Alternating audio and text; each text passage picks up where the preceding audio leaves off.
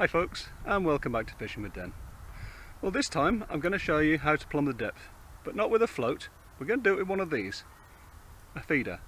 It could just as easily be a ledger weight, makes no difference, and I know it sounds a bit silly trying to think about plumbing the depth and finding the contours of your swim and any features in your swim with a swim feeder. But let me show you how it's done.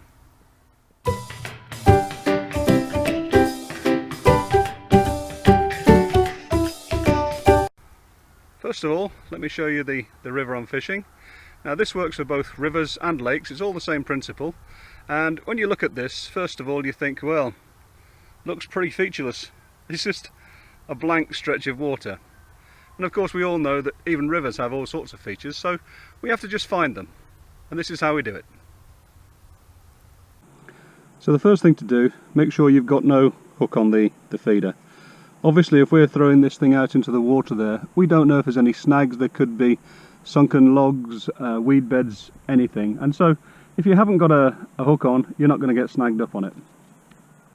And just one other word of warning, don't use a swim feeder to do this if you're fishing in a competition or a match.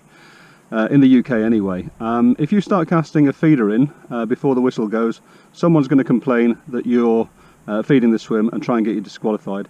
So if you're going to do it in a match, change this for a ledger weight, some sort of bomb. Okay, so first of all then, I know we're not going to fish down here, but let's just explore the inside. Now on a river, depending on where the bend is, you could very well find the deepest water is right down in front of you. So let's just check. Now what I'm going to do is if I put this in, watch the tip of the rod, and we've got, well, probably 2.5, 3 feet just there. I'll just move it out a bit further. You see the tip stops bending when I hit the bottom. Yep, it's about the same. I'll give it a little bit more line.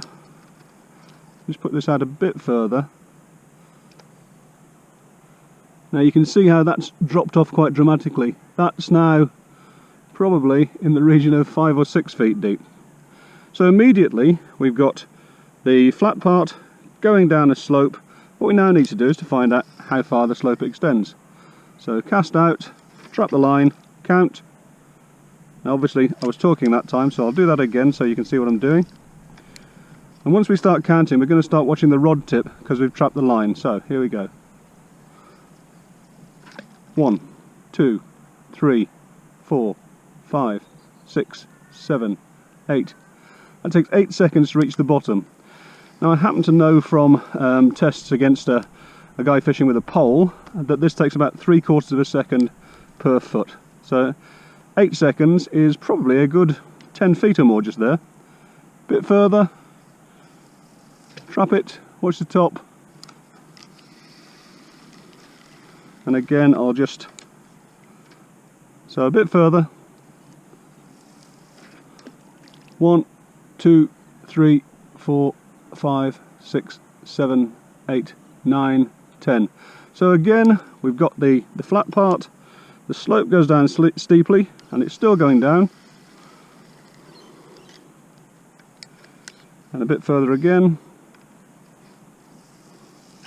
1, 2, 3, 4, 5, 6, 7, 8, 9, 10. Okay, so 10. Again, we go a little bit further. 1, 2, 3, 4, 5, 6, 7, 8, 9, 10, 11. Right, so now flat part, fairly sharp slope, curves out, and then it just gets a little bit deeper. It takes from 10 seconds to 11 seconds to get out there. So this time, again,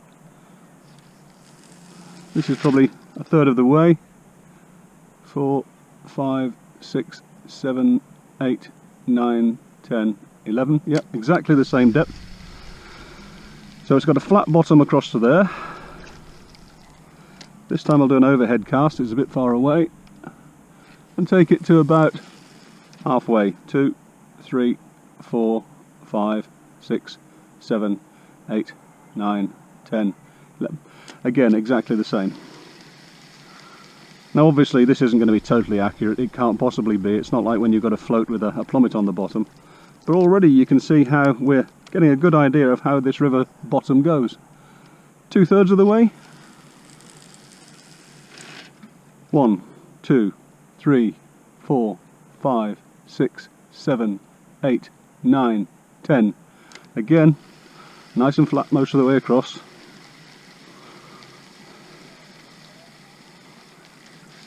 And this time I'll cast a lot further.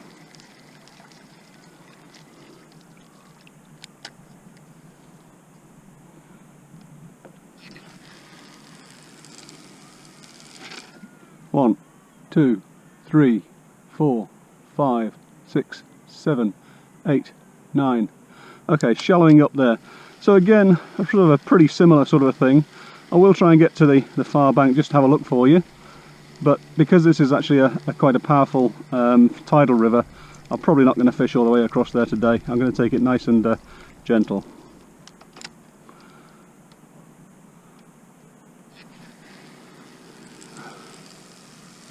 One, 2, 3, 4, 5.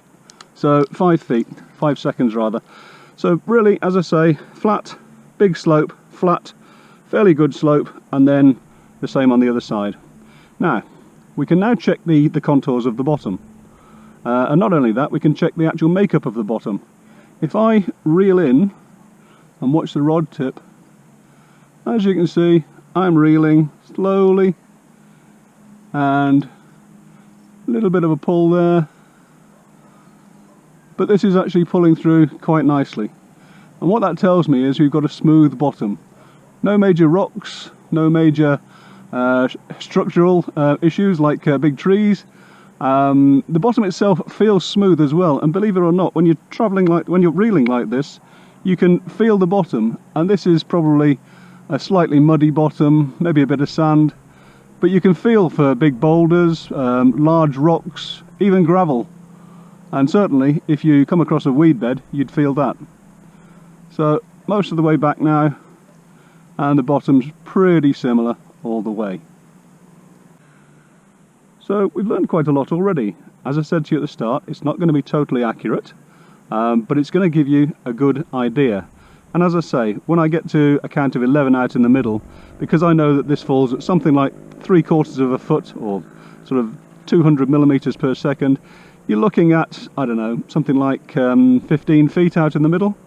But what I did find was that just out here, where the slope goes down and then it sort of evens out a bit, that little crease line there is where I'm going to try and fish.